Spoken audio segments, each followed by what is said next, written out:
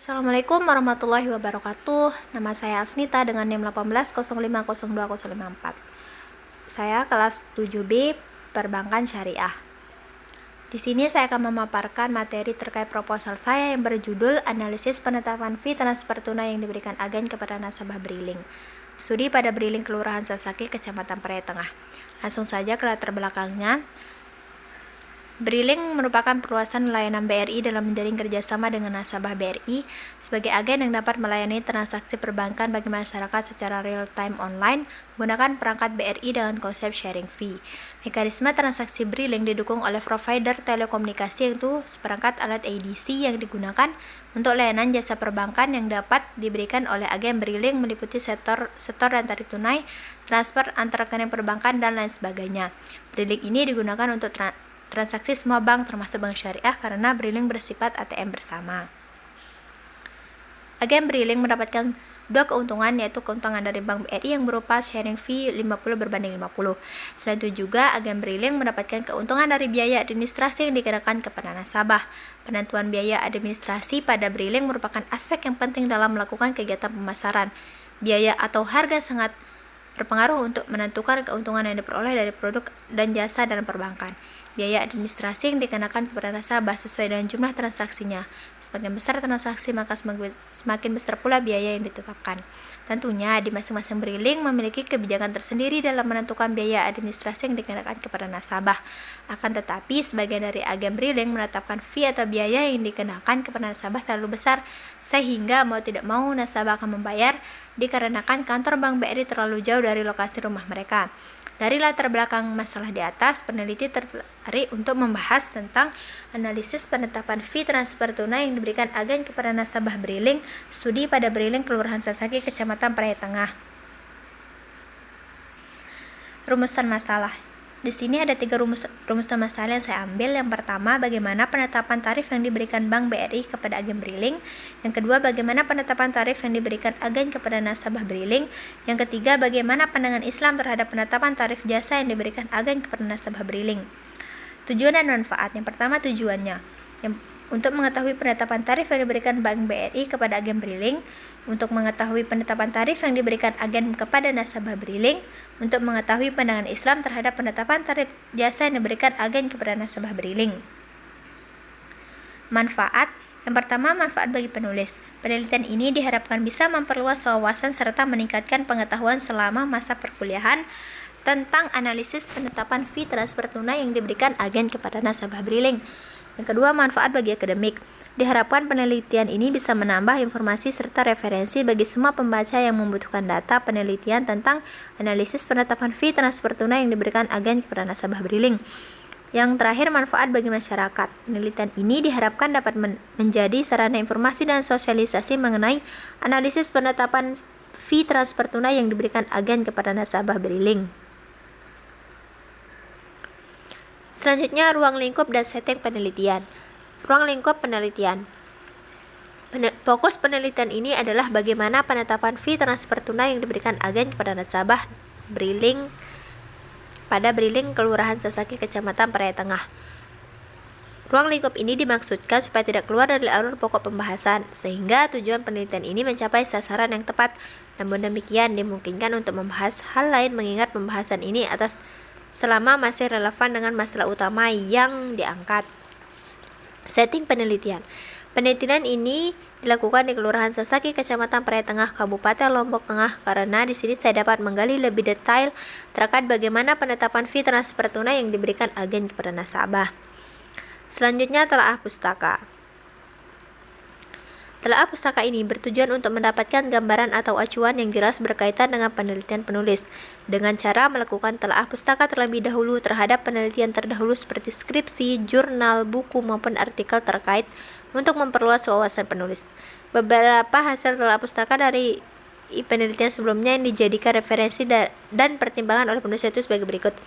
Pertama, skripsi oleh Della Mulyasari dengan judul Mekanisme Transaksi Briling. Hasil penelitian ini menyebutkan bahwa adanya perbedaan transaksi antara agen Briling berdasarkan penetapan biaya administrasi yang dibebankan nasabah dalam melakukan transaksi transfer sesama bank dan transfer ke bank lain.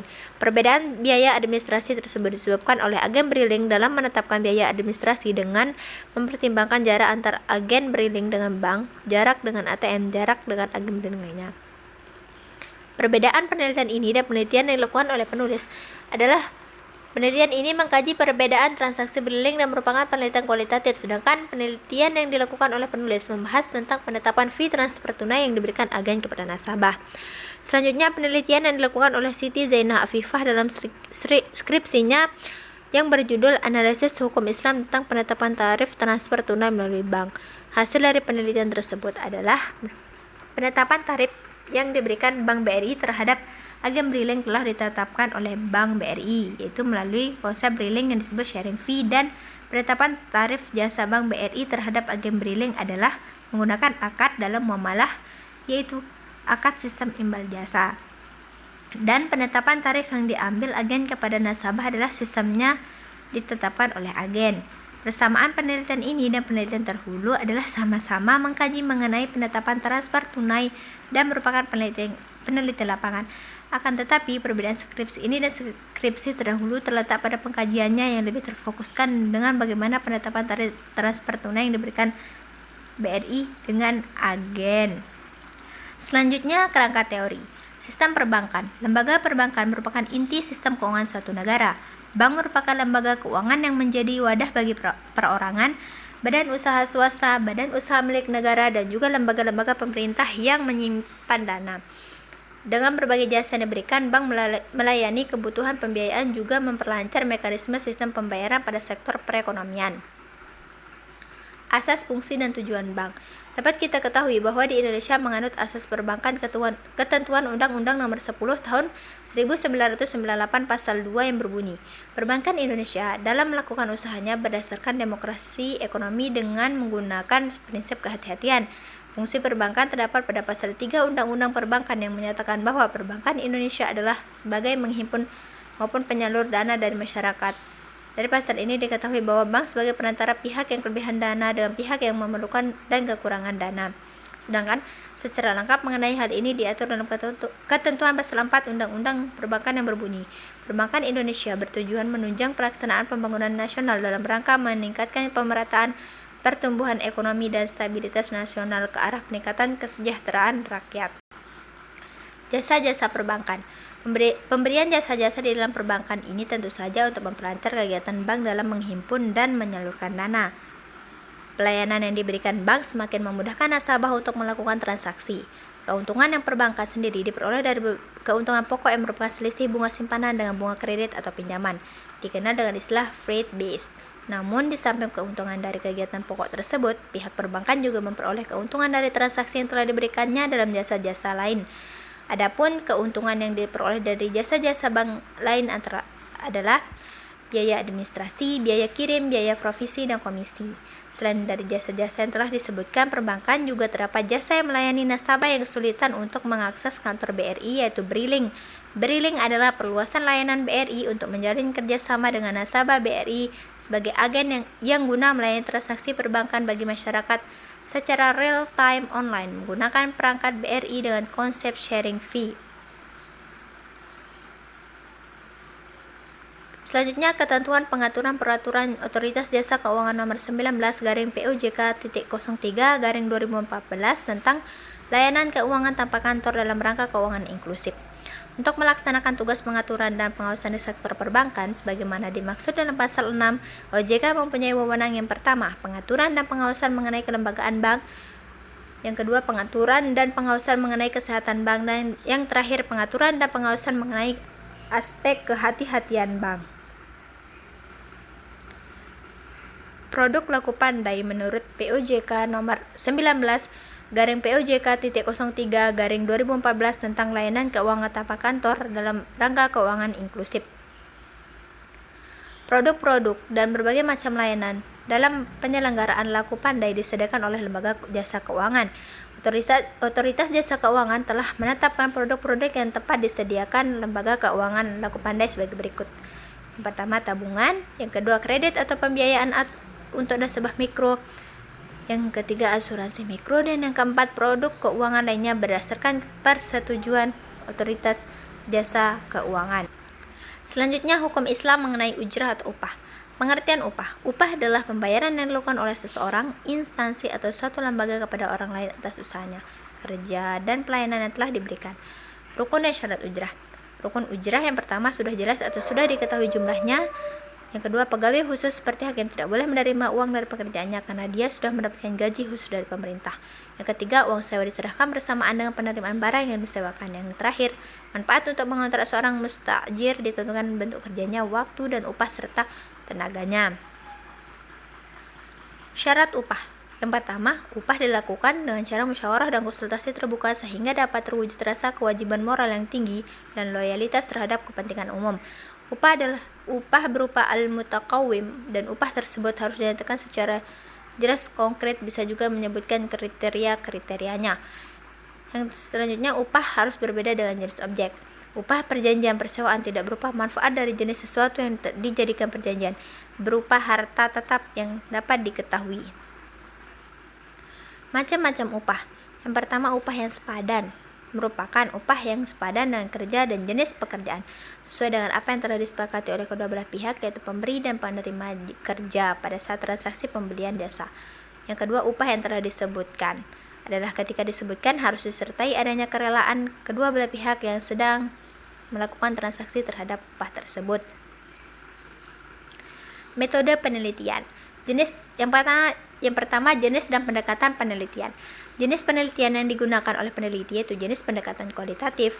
Pendekatan atau metode kualitatif yang dilakukan dengan cara mengumpulkan data yang diperoleh, dikumpulkan menjadi satu, kemudian data yang dikumpulkan dipisahkan dan dipilih data mana atau bahan mana yang memiliki kualitas sebagai data atau bahan yang relevan dan memiliki hubungan dengan materi penelitian. Setelah itu dideskripsikan sehingga mendapatkan suatu gambaran dan langkah berikutnya untuk melakukan analisis data dengan teknik data kualitatif sehingga memperoleh kesimpulan deduktif. Waktu dan tempat penelitian. Dalam penelitian ini, peneliti mengambil tempat atau lokasi di Briling, Kelurahan Sasaki, Kecamatan Parai Tengah, Kabupaten Lombok Tengah, Nusa Tenggara Barat. Sumber data. Sumber data yang digunakan di dalam penelitian ini adalah sumber data primer dan sekunder. Instrumen penelitian. Alat atau instrumen utama yang digunakan dalam pengumpulan data adalah manusia atau peneliti sendiri.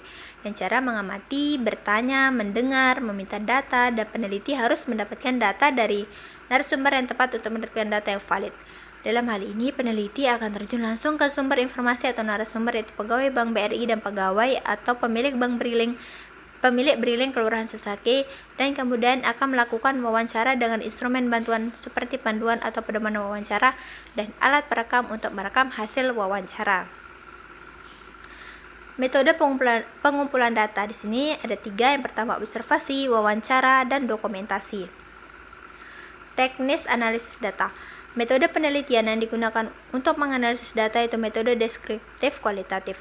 Tahapan metode penelitian kualitatif dimulai dari peneliti yang melakukan penjelajahan, kemudian pengumpulan data secara mendalam mulai dari observasi atau wawancara sehingga penyusunan laporan.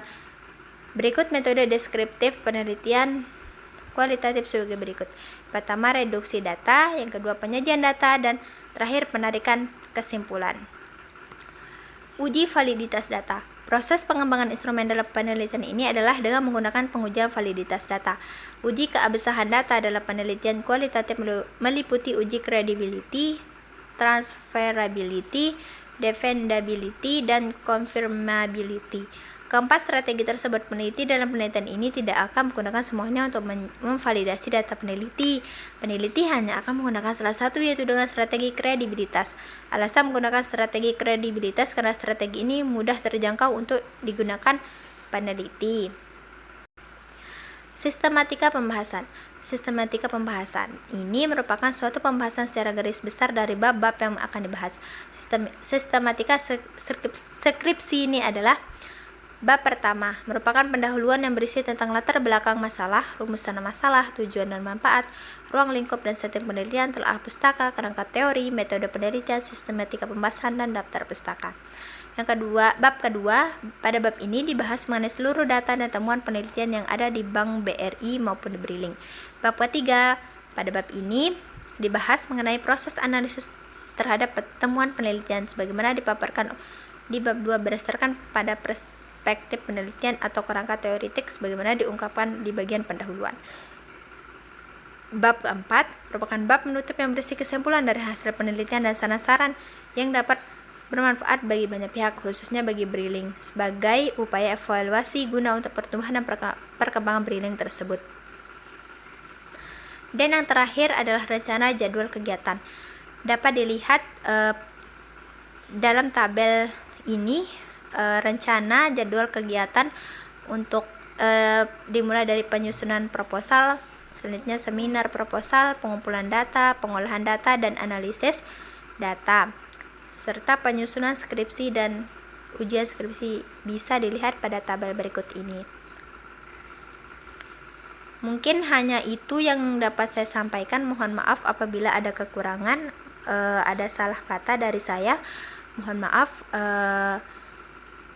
maaf ya sebesar-besarnya. Mungkin hanya ini yang dapat saya sampaikan. Assalamualaikum warahmatullahi wabarakatuh.